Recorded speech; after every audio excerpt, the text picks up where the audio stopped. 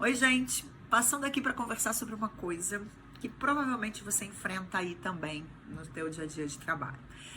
Como fazer para a gente movimentar as culturas e atualizá-las para dar conta das mudanças do mundo lá fora, né? E eu acabei de vivenciar uma experiência muito interessante nesse sentido, com mulheres de 5 nacionalidades distintas, brasileiras, venezuelanas, argentinas, peruanas e chilenas. E esse projeto nasceu com naquele lugar um pouco comum de botar um sobrenome feminino na liderança. Então vamos trabalhar liderança feminina.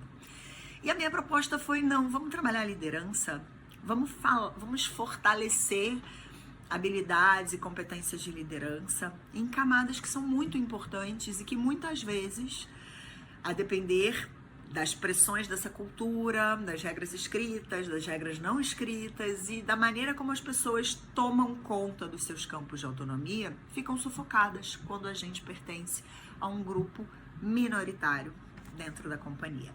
E qual era o desafio? Uma companhia secular, que está há muitos e muitos anos e décadas fazendo as coisas em cima de bases que foram criadas lá atrás e que tem dificuldade de conversar com o mundo lá fora, com as necessidades que as pessoas trazem nessa renovação que acontece naturalmente dentro das companhias com a chegada e a partida, com o on e o off-boarding de todo mundo. Então, como é que entra all-boarding? Como é que a gente coloca todo mundo a bordo?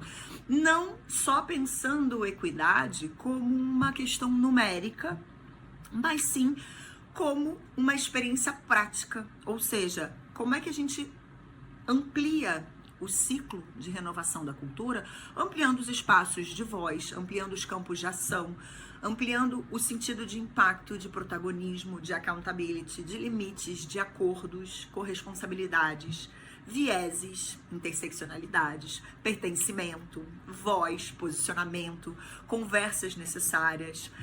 E, igualmente, também essas redes qualificadas, quais são, como que a gente ativa, quais são os nossos poderes de circulação dentro dessa mesma cultura, né? E de que maneira a gente torna tudo isso visível em indicadores que reflitam a qualidade dessa liderança, que precisa ser atualizada em outras bases.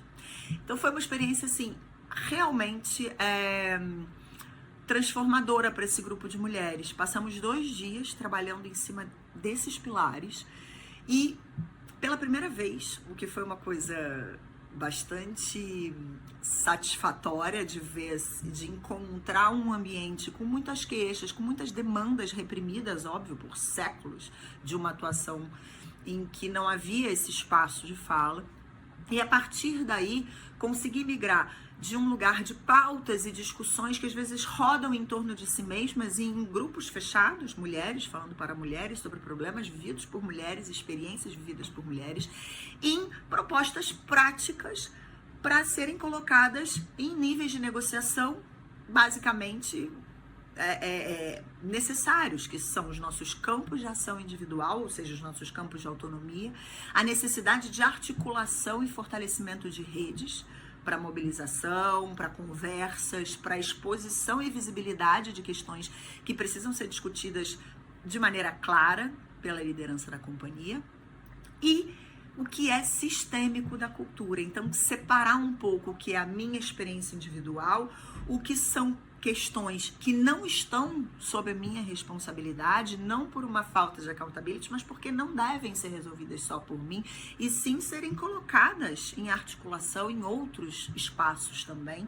E quais são os padrões culturais que, de fato, precisam ser priorizados para gerar esse movimento desejado, sabe? Então, para além de ter sido uma experiência absolutamente alimentadora dessa conversa viva, que é a proposta do all-boarding, de colocar todo mundo a bordo e de ter essa mudança de mentalidade para o que é ser inclusivo e gerar impacto positivo de verdade e não só do discurso, né? Colocando em pauta assuntos que são materiais e relevantes para uma cultura e como esses assuntos precisam de atualização lá nas regras escritas para refletir experiências reais de equidade e de inclusão. Então, mais uma das aplicações do onboarding, né? Mais uma das possibilidades de transformar essa proposta em ações práticas e pautas possíveis de serem negociadas com influência, com impacto, com protagonismo e com accountability.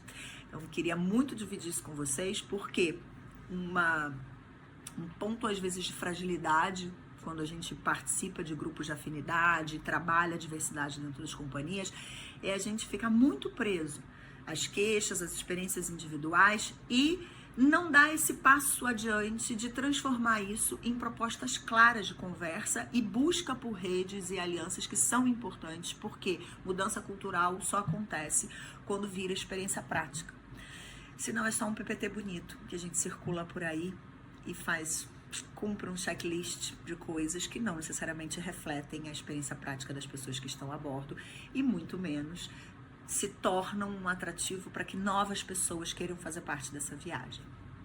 Meu beijo.